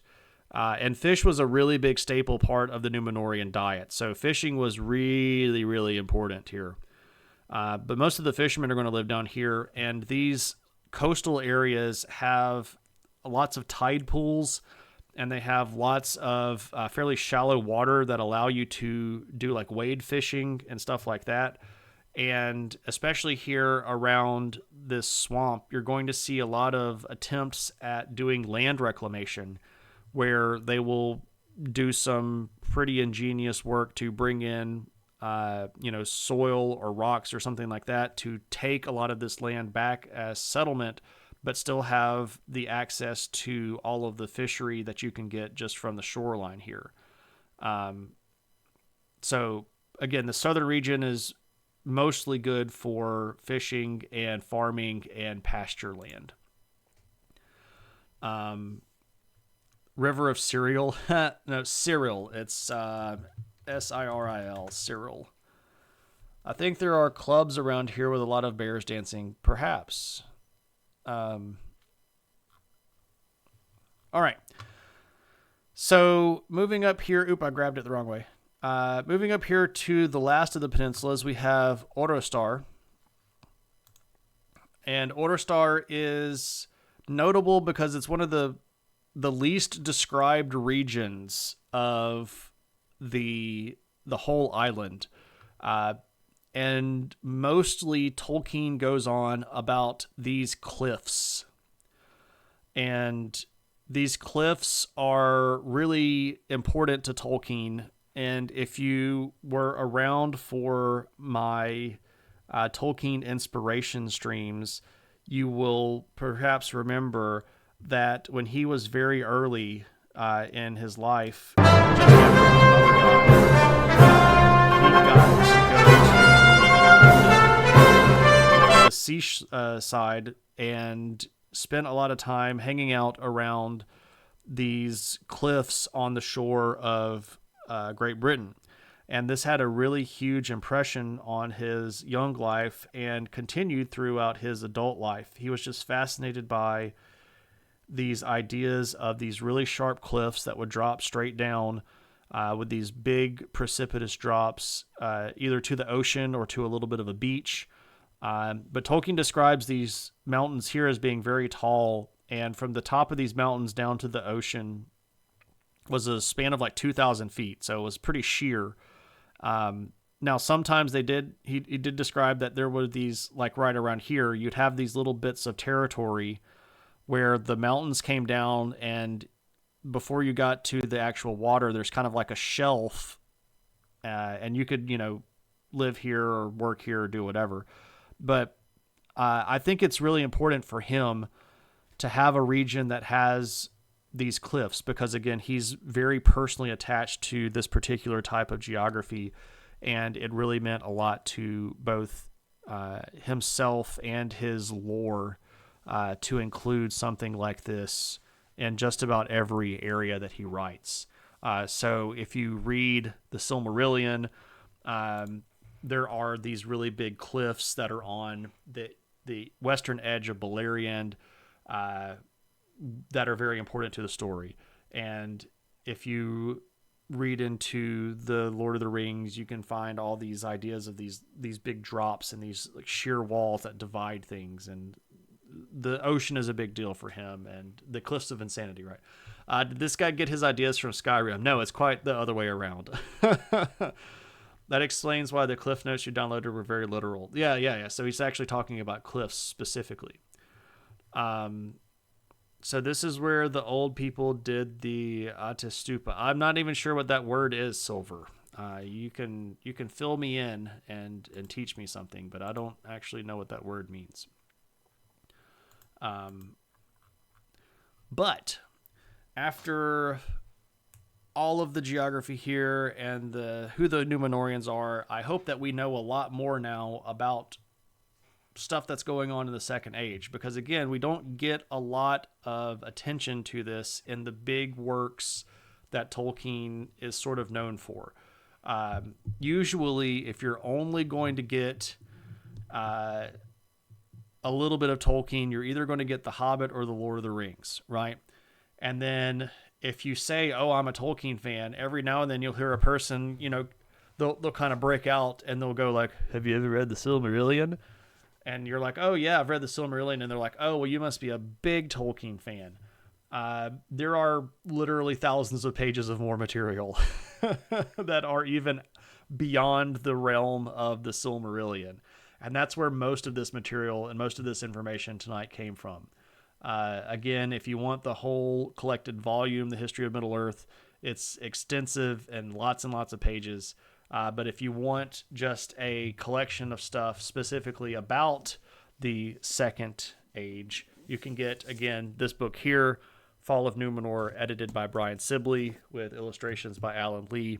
This is an excellent book and has a lot of really, really good information about it, or in it, and organizes all of the Second Age notes chronologically, so it's easy to go through and have an idea of always where you are, because it will give you headings and include things like who's the reigning king and who's et cetera, et cetera, et cetera. So, that's the Norse tradition of jumping off of a cliff to kill yourself. I don't think that the Numenoreans would have gone out that way. They usually just kind of like laid down and went to sleep and then died. You don't see many of them doing the jumping off of the cliffs kind of thing. And the that specific tradition is not rooted in the same sort of ideology that the Numenoreans would have had, because the Numenoreans lived in a world of plenty, and they did not need to help the community by removing an older person that was pulling down the community in general because of resource allocation. Because everybody was usually full of just vigor, and then when they were getting about to die, they would just sort of like, go. But yeah, so hopefully that's a lot more information than you've ever had before about the Numenoreans, and now you know why Aragorn was so cool, because he had all of these traits and came from this lineage of people that was really, really cool. And maybe now you understand a little bit more about the Second Age, which again is sort of the overlooked age. Even Tolkien refers to it in his own letters to other people as the darkest age of Middle-earth, because he knew a lot about it, but it never really got into publication. And the books that we have that contain his notes about the Second Age and the narratives that he wrote about it were not published until after he died. So even the Calabeth, which is the portion of the Second Age story that we get about Numenor in the Silmarillion, wasn't published until 77, which was several years after he died. Al-Farazan did nothing bad. Ooh, that's a hot take. Most notably, his name is Farazan, which is in the Aduniac language, which is not in the Quenya language. So he's very clearly turning his back on the elves, which is not a good idea. It didn't end badly at all, right? Aragorn was cool because he was Strider, which is based of the term as the stride of the union of measurement, and Aragorn is the measurer. Yeah, there we go, right?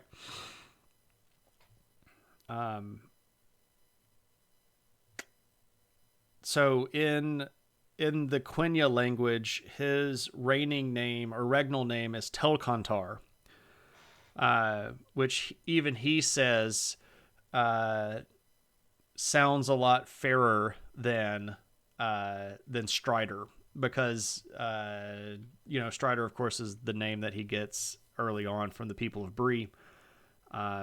But when he's talking to Frodo at the end of the Lord of the Rings, he says that Strider will be the name of his house and the name of like his ruling family, but it doesn't sound so bad when you put it in Quenya. So Telcontar is Strider in the Quenya language. For the deep nerds that have memorized Lord of the Rings, right? But if anybody else has any questions about any content that we talked about tonight, or just sort of any general Tolkien content at all, I would be happy to answer a few. I can't stay on forever, but if anybody has any, I'd be happy to answer those. Otherwise, we can try to find somebody to go raid.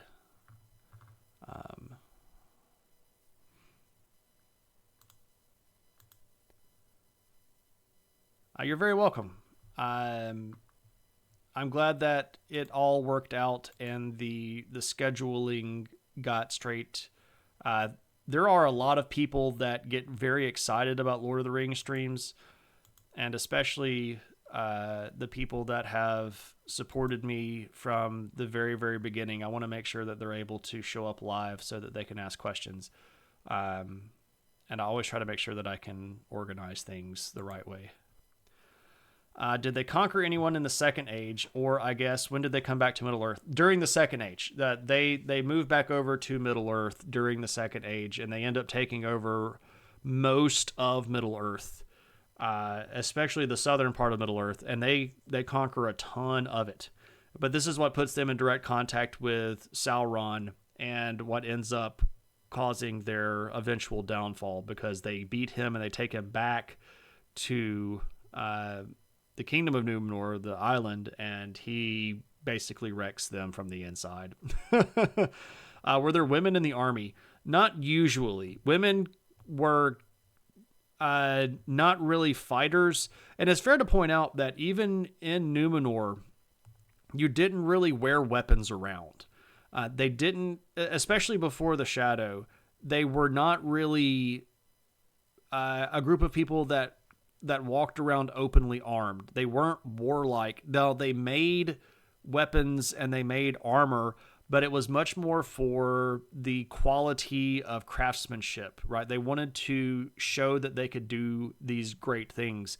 And it was fairly common for especially people in the noble houses or the kings to receive swords when they came of age, but they weren't wearing them around. So the army didn't really exist in early Numenor. It wasn't until significantly later, when the kings shifted in policy, that they even had an army to begin with. So for a fairly decent chunk of Numenorean history, there wasn't an army at all. Now, they had stores of arms and armor, but they didn't really have any care to have an army. That wasn't until much, much later, centuries later. So the knives we find from back then were ceremonial. Yes, they were ceremonial on purpose.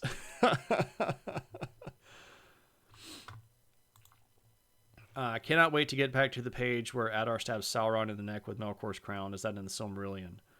I don't know. I think that's probably from Rings of Power, because none of that sounds familiar to me.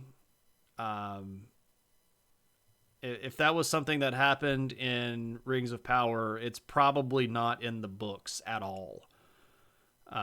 Yeah. Okay. So yeah, that doesn't ring a bell to me. Rings of Power is. Oh, you're just joking. Okay.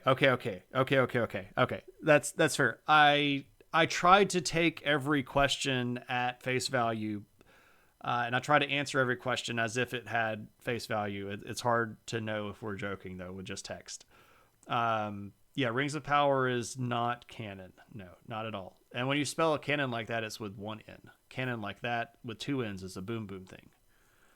You say much history was lost when Numenor was drowning, but what about Lindon? Did they keep? They did. And Círdan, the guy that led there, is still around even during Lord of the Rings. So Círdan is one of the oldest elves that shows up by name in the Silmarillion, and he's one of the oldest characters that shows up in Lord of the Rings, even though he's only basically in one scene, right?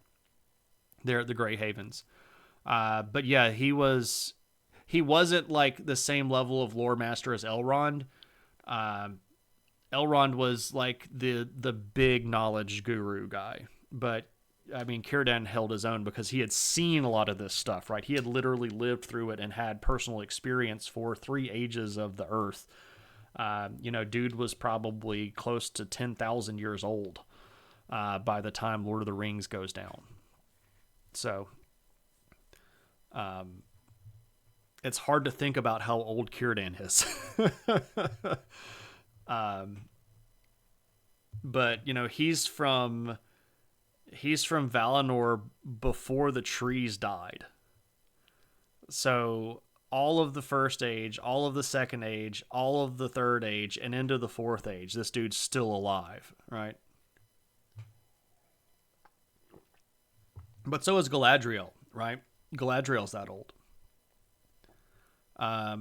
The opening to the first movie always irks you because it says something like history faded into legend and the myth, but there were a bunch of people from still alive back then. Very, very true, Frank. A lot of the stuff that was put into the movies was artistic license, and it shades a lot of the meaning of things. And I like the movies. I've seen the movies a bajillion times, and I've bought them.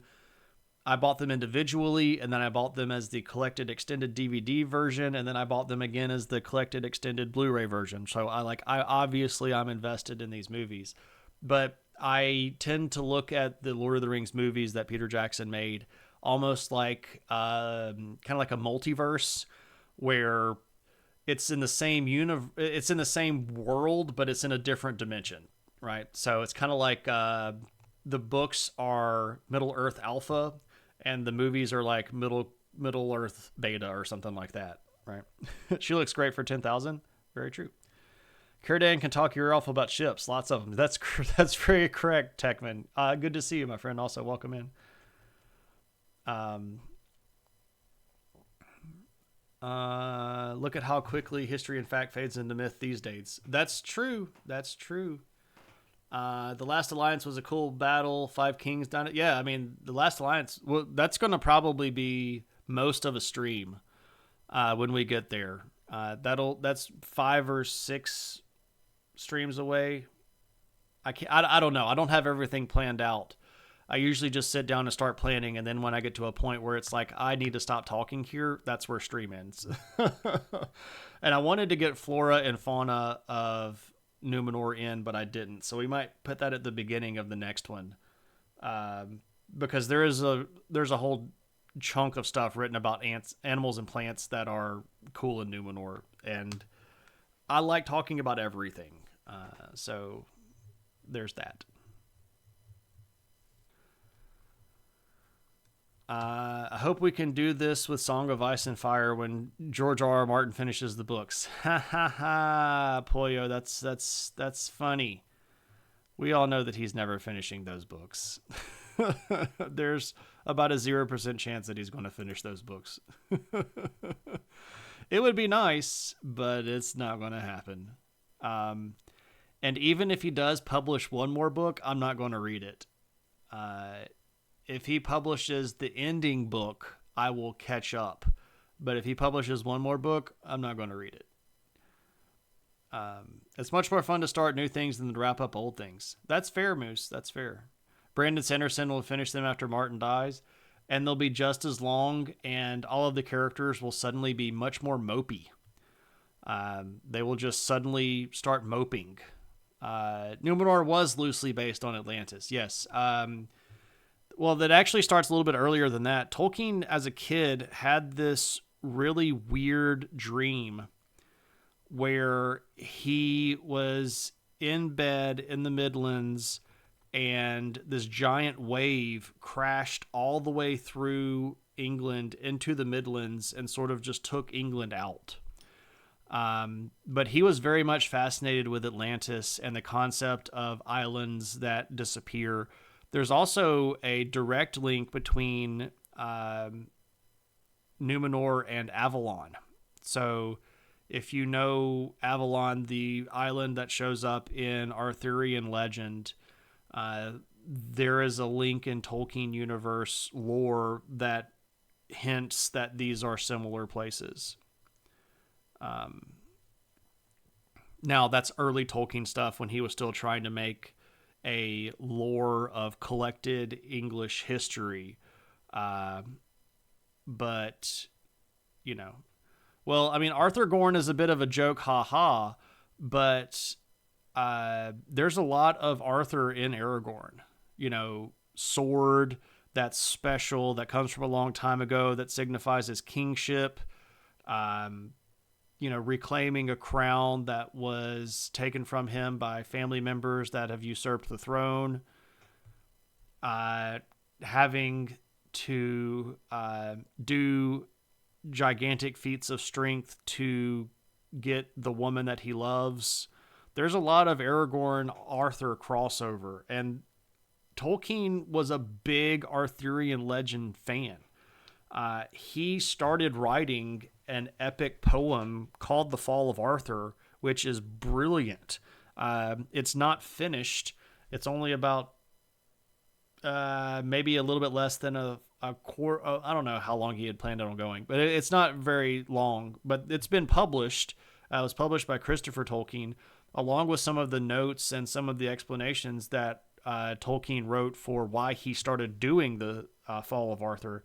And that's a brilliant book. If you're interested in Arthurian legend and want to see Tolkien writing about Arthur, there are some really amazing stanzas that are like really good epic poetry. Especially there's this passage about this naval battle that just like is amazing. Oh yeah, his translation of Beowulf is great. And Beowulf was one of his biggest academic studies. One of the most famous lectures that he ever gave was about Beowulf. It's called Beowulf, the Monsters and the Critics. And he effectively upended Beowulf's scholarship with his particular analysis of the story, and made it clear that a lot of the contemporary analysis of Beowulf was incredibly biased based on the existing Christian views, and it left out a lot of decent and important and poignant analysis because they were kind of ignoring the Anglo-Saxon angle of things, and they were looking at monsters through Christian lenses and not Anglo-Saxon lenses. And it's a fascinating read. The lecture itself was later turned into a book, but you can also get a Tolkien translation of Beowulf, which is really, really good. Lord of the Rings is Arthur fan fiction. It kind of is, but it's also, Germanic saga fan fiction and Icelandic saga fan fiction, and all of these people that he read when he was growing up, and all of these fairy tale story fan fiction. Tolkien had this idea of these ideas that would fall off of trees, and they would fall to the forest floor, and as you put more leaves on top of them, they would start to decay, and they would turn into this really, really rich soil. And from that soil sprang all of these ideas, like from this loam and from this leaf fertilizer. And that's how he tried to describe how he wrote, that everything that he read was just another leaf that fell on this pile. And as everything distilled and broke down into its pieces and mushed down, it just turned into like the best possible fertilizer that exists. And it's a really interesting metaphor, and I like it a lot. I talk about that a lot in the Tolkien inspiration streams. Did the Numenoreans revere the Valar? They did. They didn't worship the Valar, but they did revere the Valar. They worshipped Iluvatar, the chief god that was the creator of everything, including the Valar. But yeah, they followed the teachings of the Valar and listened to their guidance, at least early on before the Shadow. Yeah, I love Tolkien too. Man, he's just... All right. Well, I need to probably go ahead and stream, or in stream, because I've got to teach for 3 more hours tomorrow, and if I'm going to stream again on Thursday, I definitely need to keep my voice as rested as possible. So let's see if we can find somebody to go raid.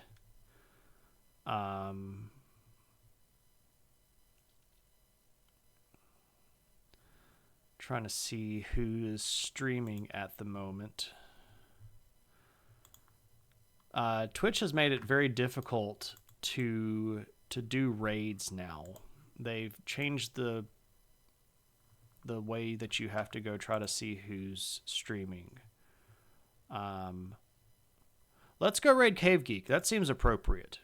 Cave Geek is the artist that drew and created and burned and painted the Numenorean map that we were using tonight. He's a good friend and a great artist, and he's currently painting some minis, but a good guy and a great artist, and you should totally go check out his work because he's just super cool. But thank you, everybody, for hanging out for another History of Middle-earth, and I hope it won't be too long before we get to do another one, but we'll have to put together 100 more followers. So that's always the plan. But until then, everybody, have a good one. Take it easy. And unless things go really squirrely and the week just continues to beat me up, we'll still plan on streaming on Thursday. But keep an eyeball on Discord. But until then, everybody, have a good one.